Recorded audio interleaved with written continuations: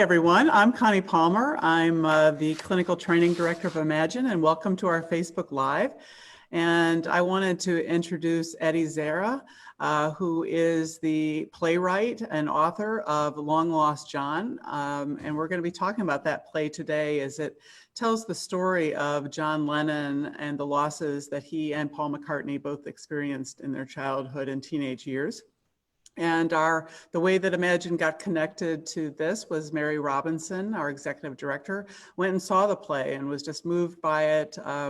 And I think it speaks to no matter when losses happen, that the kids today are experiencing the same things as people like John and Paul did so many years ago. So it seems very relevant, and I'm excited that Eddie is here today. Thank you for being here. Thanks for having me. Yeah, so I wondered if you could tell us a little bit about what inspired you to write this play, Little Lost John. Long Lost John, yeah, sure. Long Lost John, I'm sorry. No problem.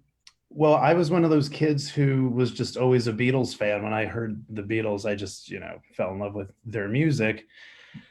And then I got to know them as characters and I tried to read all the books about them that I could. And I discovered a character in John's story, which was his Uncle George. And Uncle George is like this wonderful, loving figure that most people don't really know about, even in the world of like Beatles scholarship, which is a big world. He doesn't get a lot of credit. But I just thought he was such a pivotal hero in John's journey. That was one thing that really inspired me to want to write about him and about John and their relationship.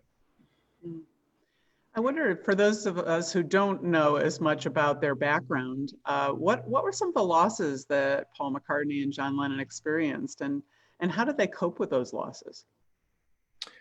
Yeah, so John unfortunately had a really tough time as a kid. He loses his father very early on. His father and mother were married. But as was typical in Liverpool at that time, and probably still now, a lot of the men worked on sailing ships and on vessels. So he went off to sea when John was about 5 and doesn't really come back. So he loses his father, and his mother has a hard time with that and some other problems. And she becomes sort of depressed, and he winds up living with his aunt and uncle. So he loses his mother. He's really close with his aunt Anne, especially his uncle, who I mentioned, his Uncle George. And then he loses his Uncle George. He passes away. Then his mother, Julia, who's famous from the song, she comes back into the picture and they rekindle their relationship. And then she has an untimely death. So it's just, before he's 17, 18, he's just one loss after another. It's extremely difficult to be him at that point. Right. And the one person that can really relate to him is his buddy, Paul McCartney, because Paul has also lost his mother. Paul loses his mom around age 13. So they bond over their love of music initially, but then they become really bonded as brothers over this mutual understanding of loss.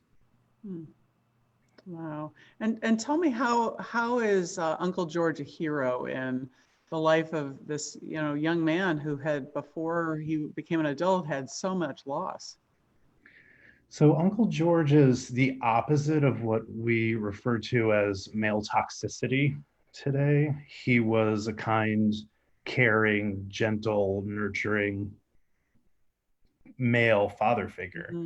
And one of the benefits of him going, when they're discussing the idea of John living with his Uncle George and Aunt Mimi, is his mother Julia is reassured that he'll get lots of tickles and hugs from Uncle George.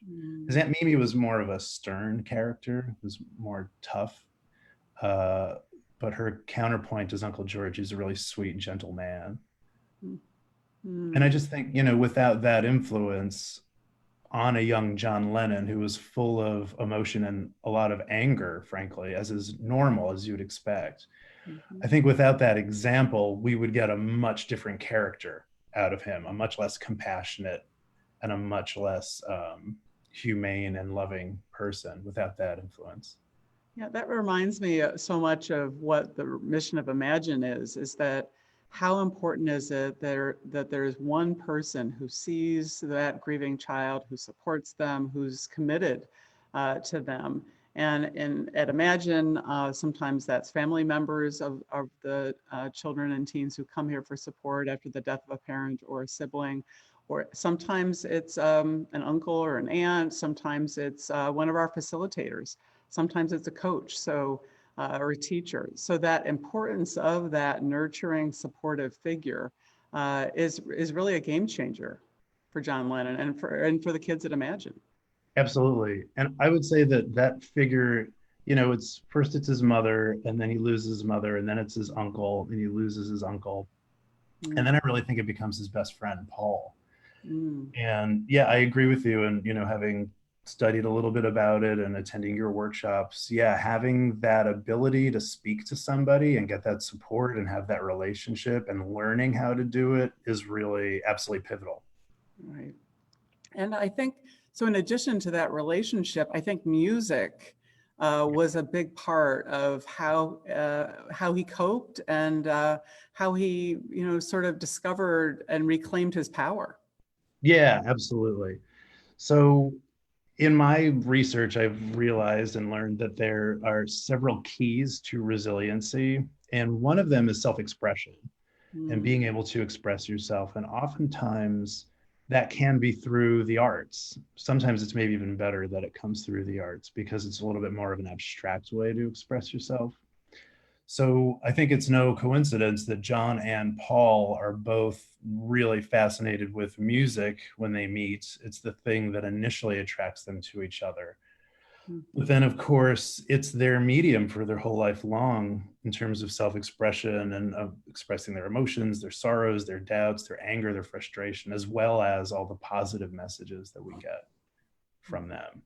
So, Yeah. yeah, that expression is super important. Right. And I want to say, all of you that are listening, if you have comments or questions, feel free to type those in. Our development director is writing them down and giving them to me, Caitlin Casey. So we have that we're I'm not sure what this means. So say we, no, I just got handed a note and I wasn't clear what it was, but that's okay. So she's going to hand me what it is. So people were excited for this Facebook Live. So thank you Okay. for typing that in. And we are too. We're so glad that we're here today.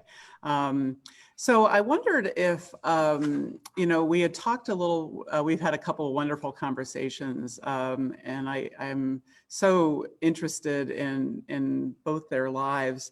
And one of the things we know at Imagine is that when kids have, major losses in their lives, whether it's a death or an abandonment or a divorce or an illness in their family, what we realize is that they often feel really powerless.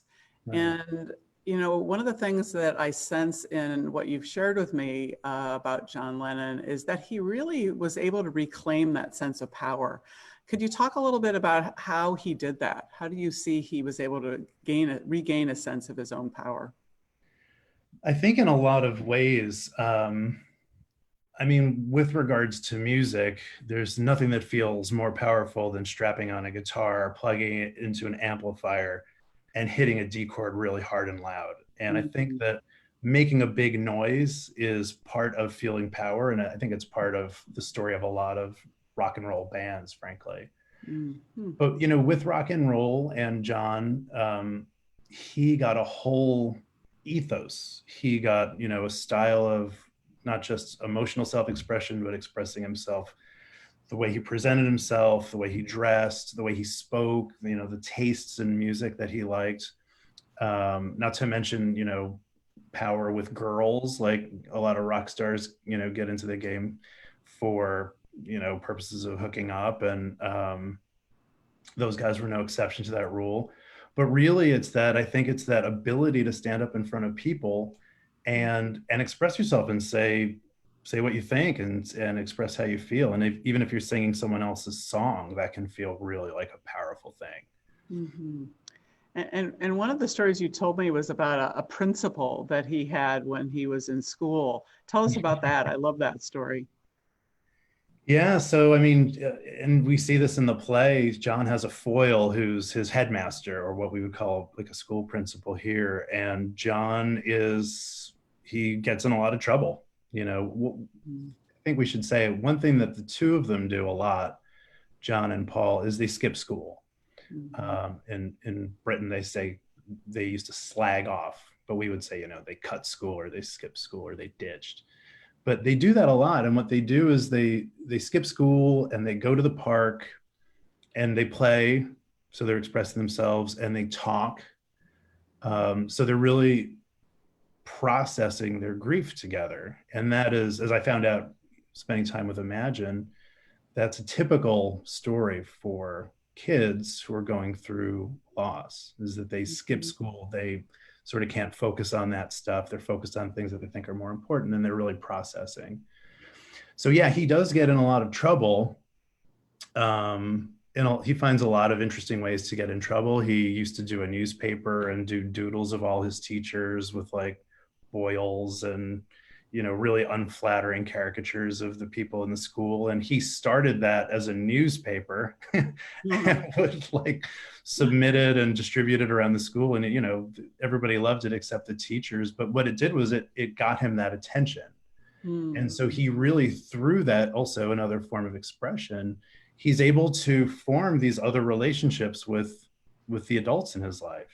And we would say, well, that's negative attention, but it's still attention. And so mhm. he's still able to form relationships that way.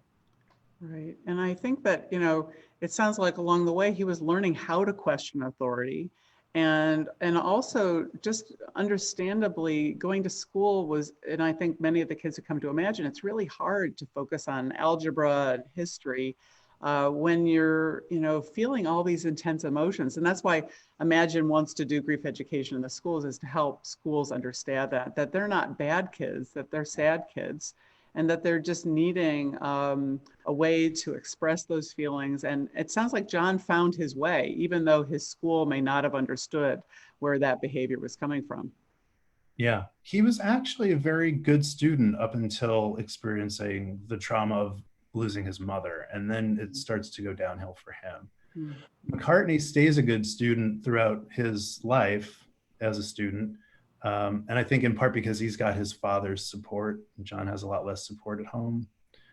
Um, but yes, yeah. So, in studying their lives, what has it come to teach you about how grief and loss impact children and young people?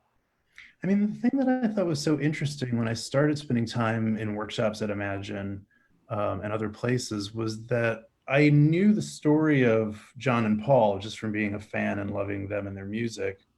But what I didn't realize until I started getting into it was that they followed a pattern, Mm, and that pattern is normal for anybody in that circumstance.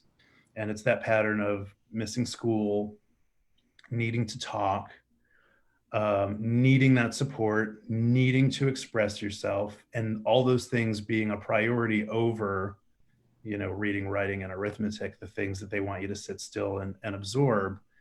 A lot of kids rebel against that, and maybe that's confusing to some adults, but it shouldn't be given the context of what they're going through, what they're coping with.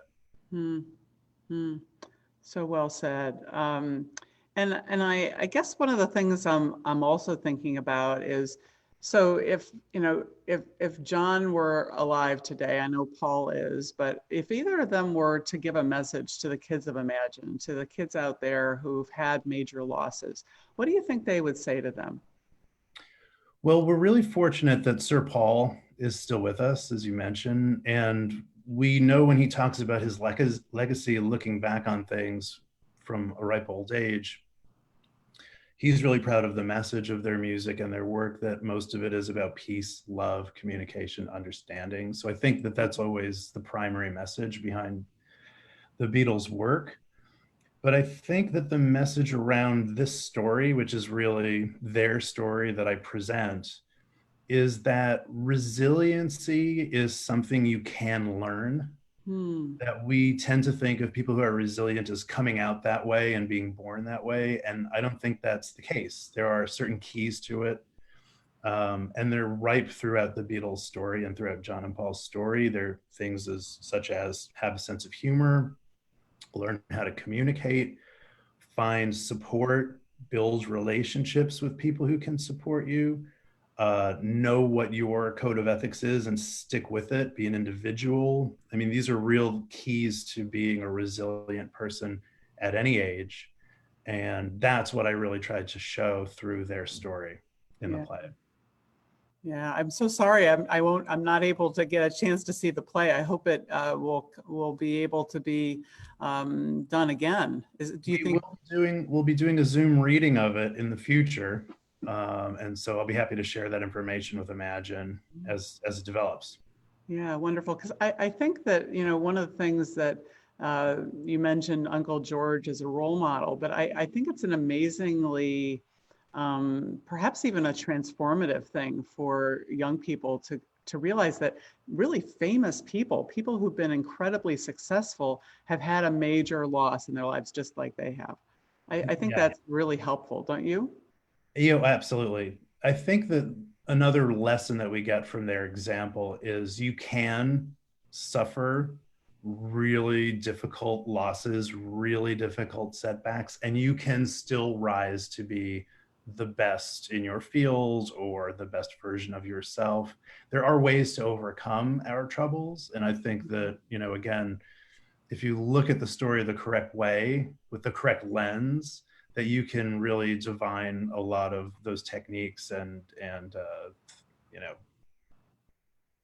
the way they were able to do it with Yeah, those and I think that one of those keys to that resilience is that, the multiple relationships that John had and that Paul had, where they got supported through their lives. And I think that's one of the things that we know happens here at Imagine, and that then they take the skills they learned here into their lives. So I think there's such a parallel between what there wasn't an Imagine for John and Paul, but they found that peer support and that ability to have adults who are there who really see them and support them in the long term. So there's a real parallel there for as I'm listening to it.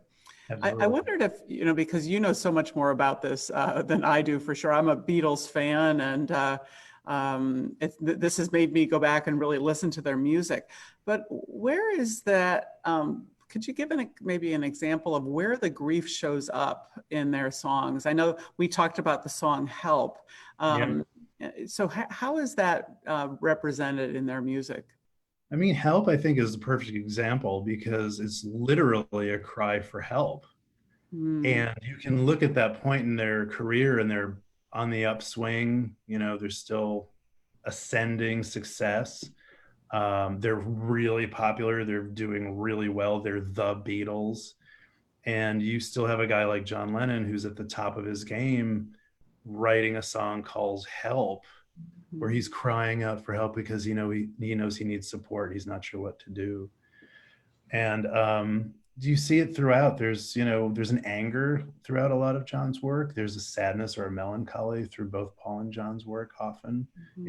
I think Yesterday is a powerful example of loss and regret and looking back. And so, yeah, I think that the message there is that you have these experiences, it forms who you are, and it's always there. It's always part of who you are, and it always comes out when you're expressing yourself one way or another. That's beautiful. You told me in our conversation yesterday, as we were sort of thinking about what we wanted to share, that he originally wrote the song Help. It was sort of a sad song with a very sort of slow rhythm to it. Yeah. And tell us about that. Yeah, so it was a sad sort of lament that John wrote when he wrote Help, and it was, the music more fit the lyrics. And they realized, I think, in a meeting, production meeting, that they needed a single. So they sped it up and they made it like a happy song. And the term glad sad music, I think, was coined a lot around and used a lot around Beatles music, because there are like these sad messages set to happy music. So you think everything's fine, And then you start to look at the lyrics and you go, wow, this is maybe deeper and tougher stuff than I realized. Mhm. And I think that that's interesting because, you know, a lot of the kids that you deal with probably also present one way, and then, but on the inside, it's a totally different story. Yeah, I think that's so true. And I think the world, you know, around grieving people, no matter whether it's kids or adults, is trying to put a smiley face on things to let's get back to normal, and let's focus on the positive and what you're grateful for. When people just need to be able to have their feelings, whether it's sadness or anger or fear or happiness. And I think that's such a sort of a lesson for all of us, that when we come and want to support grieving people, that we don't put them in that position of having to put a smiley face on, but that they can say help, and not have to make it sound like it's upbeat and positive, but help in the sense of, I'm not okay and I need to talk, or I need some support. I'm going to take that with me as in one of the main things that I've learned from you. Yeah, we are in we're in this midst of this pandemic, and we're really in a pandemic of grief right now as a world. I wonder, you know, doing this Facebook Live has just really made me reflect on the timing of this Facebook Live and what's happening in the world today. So how does the story of Long Lost John feel relevant today? And how does that speak to where we are as a country and as a world? Yeah, you know, I'm really sorry to say that I think it's very relevant, because not only are people losing each other and losing loved ones, you know, in record numbers, unfortunately, due to this pandemic, but people are also losing situations, they're losing jobs, people are losing their homes. And so all of that is loss, and all of that comes with grief. And I guess the good news is that the same lessons and the same techniques that you use to cope with the loss of a loved one are the same, a lot of the same techniques that you would use to cope with the loss of a situation or something like a job. Mm-hmm. So, you know, there's bad news and good news in that sense, because I think there is just so much grief right now, and unfortunately probably more to come. And I think it's, you know, for us to take that example of Uncle George, to be that Uncle George for the people around us who are grieving, no matter what type of loss that there is. And I think one of the things you shared yesterday is that's who John became. He became that compassionate presence for people in his life. And I think that's the takeaway that I think can really apply to what we're going through today, is to just show up and be that presence in the lives of grieving people. And that's why I love you guys, because that's what you do all day, every day. That's why I'm so happy to be involved in any way with Imagine Center.